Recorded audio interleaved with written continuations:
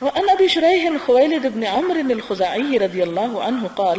سمعت رسول الله صلى الله عليه وسلم يقول من كان يؤمن بالله واليوم الآخر فليكرم ضيفه جائزته قالوا وما جائزته يا رسول الله قال يومه وليلته والضيافة 3 أيام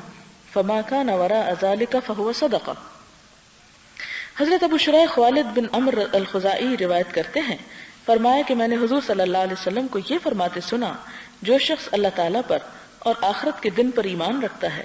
اسے چاہیے کہ مہمان کی عزت کرے اور اس کا حق ادا کرے۔ صحابہ نے عرض کیا یا رسول اللہ اس کا حق کیا ہے؟ فرمایا 1 دن اور 1 رات اور ضیافت 3 دن تک ہے، اس کے بعد صدقہ ہے۔ یعنی 1 دن اور 1 رات مہمان کی عزت کے لیے معمول سے ہٹ کر بہتر کھانے پینے کا انتظام کیا جائے، اور 3 دن تک اس کو عزت اور احترام اور وہ باقی تمام حقوق جو اپنے سے بڑھ کر دیے جائیں۔ 3 دن کے بعد وہ گھر کا ایک فرد شمار ہوگا، یعنی جو گھر کے لوگ کام کاج وغیرہ میں مدد کریں وہی آنے والے کو چاہیے کہ وہ بھی اس میں شریک ہو۔ اور اگلی حدیث میں یہ بتایا گیا کہ ایک مسلمان کے لیے جائز نہیں کہ اپنے بھائی کے پاس اتنا ٹھہرے کہ اس کو گناہ گار کر دے، یعنی کسی کے گھر میں اتنے دن قیام کرنے لگ جائے کہ اس کو مشکل میں ڈال دے۔ صحابہ کرام نے عرض کیا یا رسول اللہ صلی اللہ علیہ وسلم وہ اس کو گناہ گار کیسے کر دے گا؟ فرمایا یہ کہ وہ اس کے پاس ٹھہرا رہے اور اس کے پاس کچھ نہ ہو جس سے وہ اس کی مہمانداری کرے۔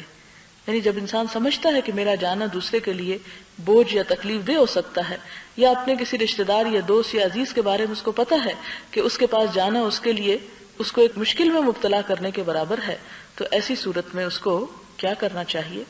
کہ اسے دوسرے کو آزمائش میں مبتلا کرنے سے بچنا چاہیے اور اپنا اہتمام خود ساتھ رکھنا چاہیے۔ کیونکہ مثال کے طور پر جیسے آپ بیمار ہیں اور آپ پرہیز کا کھانا کھاتے ہیں، یا آپ کے ساتھ بچے ہیں اور ان کو ایکسٹرا دودھ یا اور چیزیں چاہیے، تو ایسی صورت میں مہمان کو چاہیے کہ اپنی ضرورت کی چیزیں پھر اپنے ساتھ رکھے، نہ کہ انہیں جا کر جن کے گھر مہمان ہیں ان کو کسی پریشانی میں مبتلا کرے کہ وہ پورا نہ کر سکیں اور پھر وہ ایک آزمائش اور مصیبت میں گرفتار ہو کر دنیا کی نظروں میں بھی گریں اور خدا کی نظروں میں بھی۔ تو ایک مومن کو یہ جائز نہیں کہ وہ دوسرے کے ساتھ ایسا معاملہ کرے۔ وآخر دعوانا ان الحمد للہ رب العالمین۔